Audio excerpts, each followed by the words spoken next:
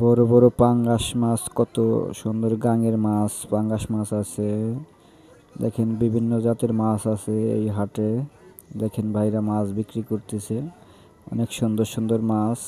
অত মাছের নাম জানি না, তবে আসেন সব কিছু দেখি হাটটা ঘুরে।